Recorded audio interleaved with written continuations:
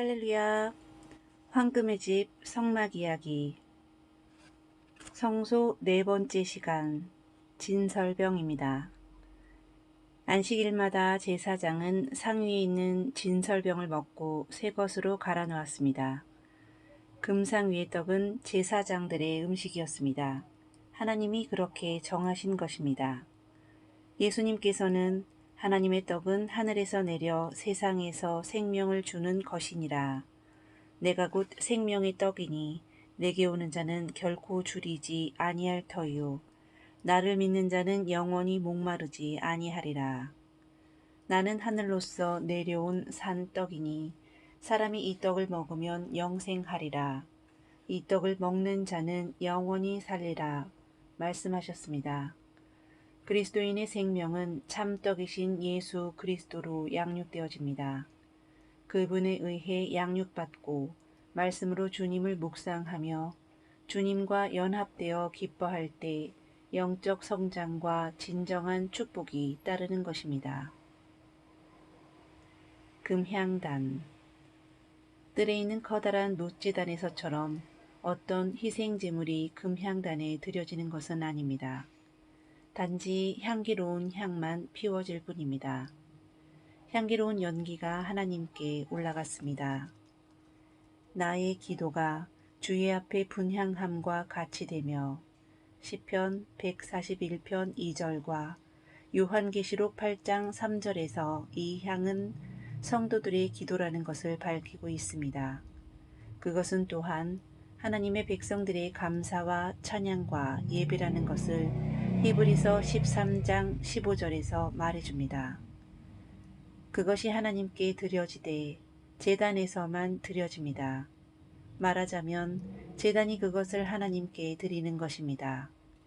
그와 같이 그리스도께서 우리의 감사와 기도를 하나님께 드립니다.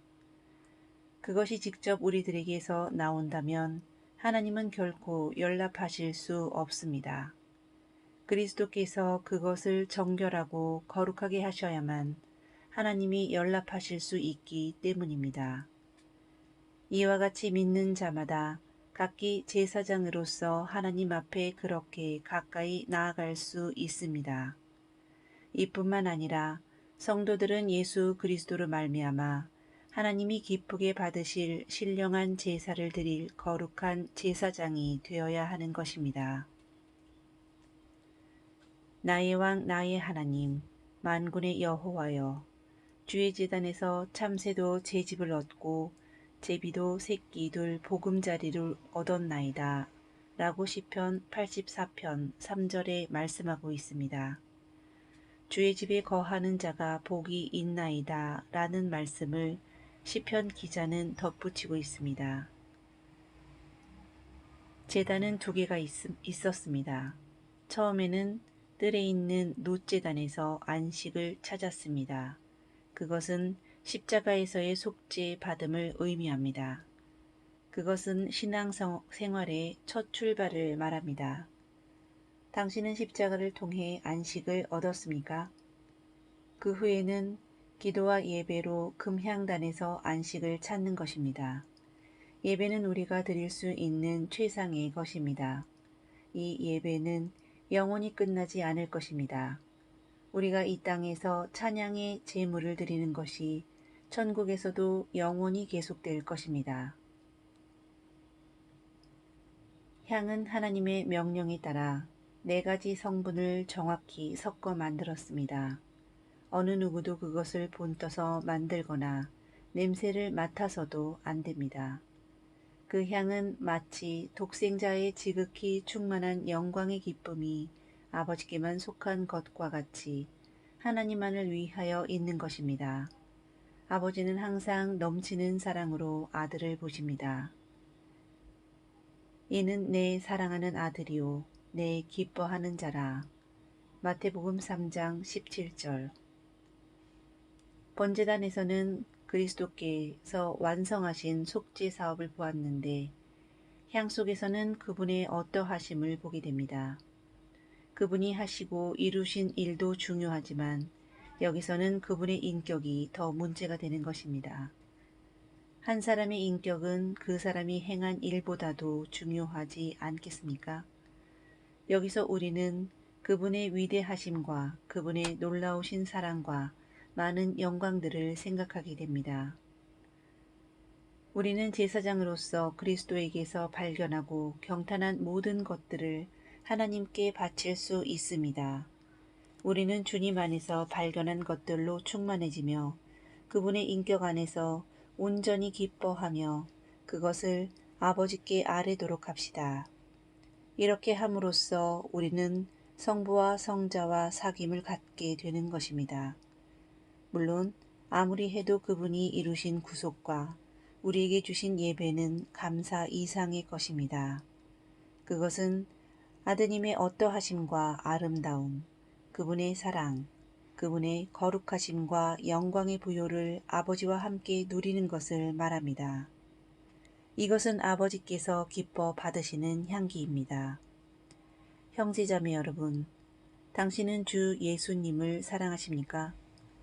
당신이 그리스도의 어떠하심과 그분의 사랑이 얼마나 풍성하신가를 묵상하며 하나님께 나아가 그것을 고백하는 것이 예배입니다. 그것은 베다니 마리아가 주님 발에 향유를 붓고 집안에 향기가 가득하도록 했던 것처럼 우리 영혼의 나드향을 완전히 쏟아드리는 것이 됩니다. 그것은 아버지가 기뻐 받으시는 향의 예물입니다. 성막의 바닥. 성막의 바닥은 무엇으로 되어 있을까요? 아마도 그것은 벽처럼 금으로 되어 있든지 아니면 적어도 나무로 되어 있다고 생각하시겠죠? 그러나 바닥은 그냥 모래로 되어 있습니다. 지극히 거룩하시고 존귀하신 하나님의 아름답고 찬란한 집이 모래바닥으로 되어 있다니 놀라셨습니까? 정금으로 된 하나님의 모든 성물들은 그냥 모래 위에 놓여 있습니다. 그것은 그리스도인들이 거듭난 후에도 계속 광야를 여행해야 하며 이 광야는 새 생명에게 아무것도 줄 수 없음을 말해줍니다. 그들은 전진해 나갑니다. 여러 가지 어려움이 따르기도 합니다. 슬픔과 실망과 질병과 죽음이 그들 주위를 맴돕니다. 그러나 그들은 결코 외롭지 않습니다. 매일 하나님이 광야길에 그들과 함께 하시기 때문입니다. 그 백성들을 결코 그냥 내버려 두시지 않습니다. 이 어떠한 사랑입니까? 당신이 어떠한 어려움 가운데 있다 할지라도 그분이 당신 곁에 계시는 것입니다.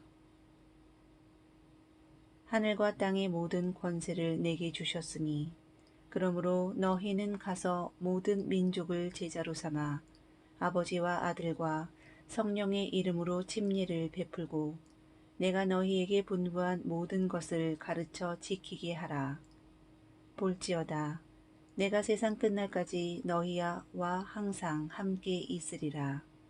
마태복음 28장 18절로 20절. 용기를 내십시오.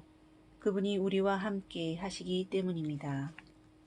머지않아 저 본향에 이르리니 우리가 그분과 함께 있게 될 것입니다. 채. 광야 여행을 하는 데는 무엇을 운반하는 데 쓰는 채, 막대기가 필요합니다. 그 채로 하나님 집에 성물을 날랐습니다. 하나님은 백성들과 같이 여행하십니다. 채는 우리의 임무와 관련지어져 이야기되곤 합니다. 레위인들은 예수 그리스도를 상징하는 지극히 값비싼 성물을 운반합니다. 광야에서 누가 그들을 만난다면 보배로운 것들을 조심스럽게 운반하고 있음을 볼 것입니다. 오늘날 우리 성도들도 그렇게 굉장한 것을 나르고 있는 것입니다. 가장 큰 보배인 예수 그리스도를 소유하고 있기 때문입니다.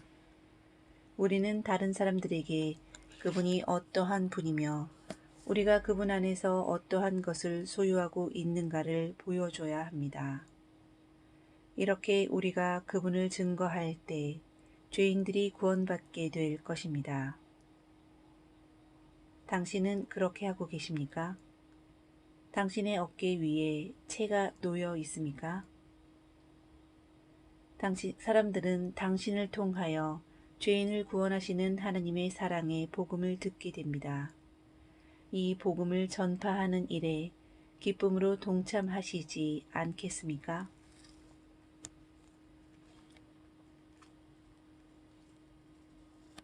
황금의 집 성막 이야기 성소를 마치겠습니다.